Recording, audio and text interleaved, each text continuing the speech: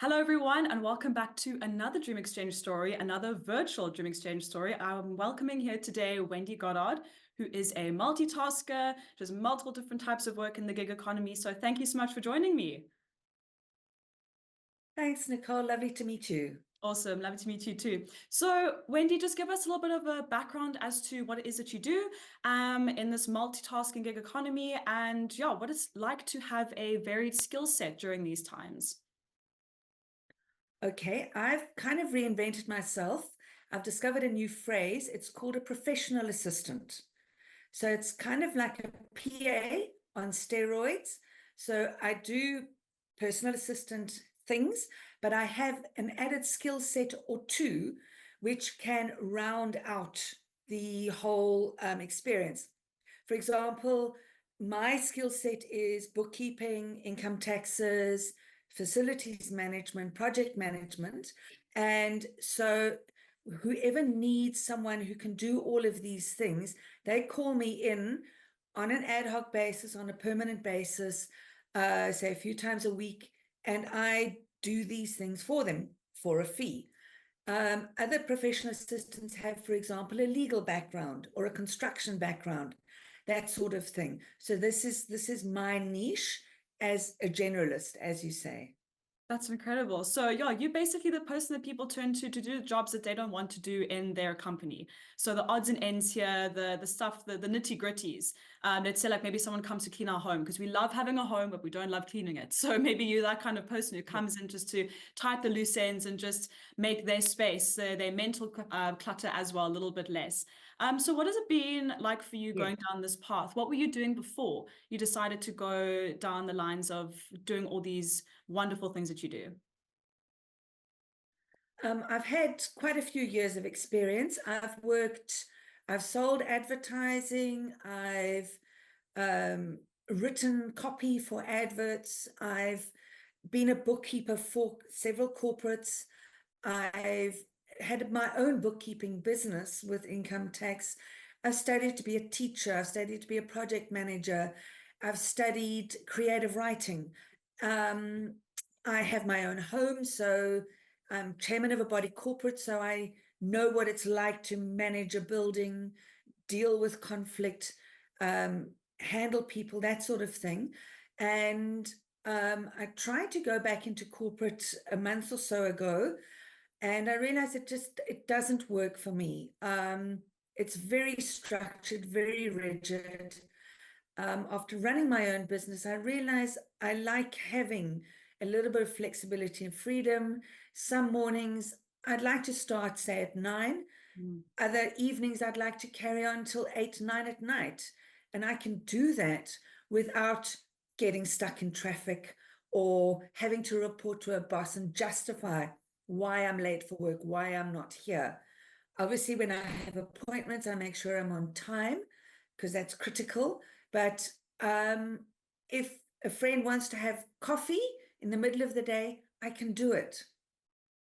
So for you, it's really about that flexibility and freedom to be able to do your own thing. And I'm sure that does come a lot of with a lot of freedom comes a lot of responsibility, though. So you look like the kind of person who knows how to work around that.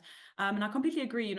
Reporting to a boss, saying why you're late, you're feeling really ill, you can probably work from home in the comfort of your pajamas and just really get things done without having to show up for anyone other than yourself just to get it done, which is just beautiful. And for you. So what are some of the key lessons you've learned along this journey from moving from the big corporate into working for yourself and multiple streams of income in the gig economy? What are some of the key lessons and takeaways you've experienced through this? Oh gosh, there are quite a few. I think one of the main things is something that I heard Professor Jonathan Jansen say to some of the Rotary youth, and I think it is applicable to everybody. It's get up, dress up, show up. Love If you it. say you're going to do something, do it. Be Mm, there on time.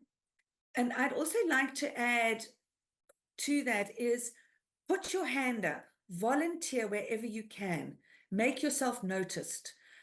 I've joined Rotary, for example, and the learners who, the youth chair at Newlands Rotary, the learners who say, I'll do it, the ones who volunteer are the ones who get chosen for things. And if you think of this in a working environment, if people say, oh, I need someone to do, they're not going to look at the little wallflower sitting at the back. They're going to say, oh, I remember that one. They always stood up and said, I'm there. I'm willing, I'm able, I'll try, I'll learn, I'll ask questions. And I think that is critical. Be willing to do stuff for free because it will pay back.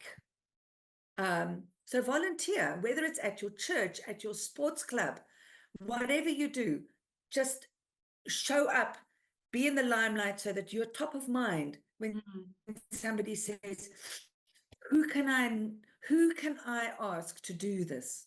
They'll say, that's the person. I love that. No, it's so true, because a lot of people think if they have the degree and if they've done all the work and they were good in school and all these other things, that things will just happen to them. They'll kind of be given all these opportunities.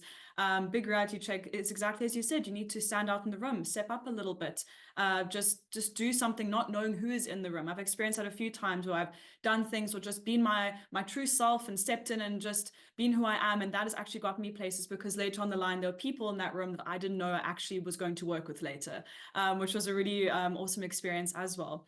So I feel like you've actually given some pretty wonderful words of encouragement and advice. But if you could give any of your own personal for people who are starting out, who would like to be brave enough, not only just to dress up and show up and go straight into the arena, what are some of your takeaway tips for people wanting to really just branch out and be like, you know what, I'm inspired by what Wendy has said. I want to give this a go. Okay. The number one thing is, don't be a job snob. I temped as a receptionist. Even though I have a degree, I temped as a receptionist for 3 weeks while someone was on leave. During that time, I met someone who has become a client because they said, hey, what are you doing here?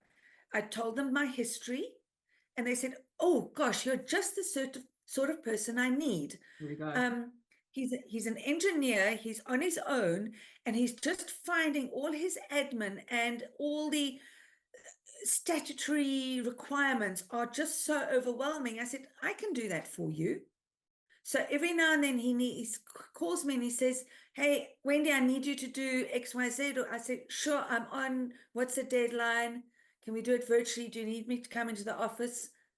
And that's how it works. Here we go. And as you mentioned, networking is critical. So one of the things my mom always said was, be nice to everybody you know, because you never know when you might need them. Now, that's a bit cynical, but just be nice to everybody, because you never know, A, what they're going through, and B, how you might need them or they might need you in the future. And be kind. That I think is critical. Have a side hustle. Even if you've got a job, have a side hustle, whether it's making little bits of jewelry or making crunchies for the office and selling it, or reselling fancy stationery. Just do something. Keep yourself versatile. Have a backup if you can.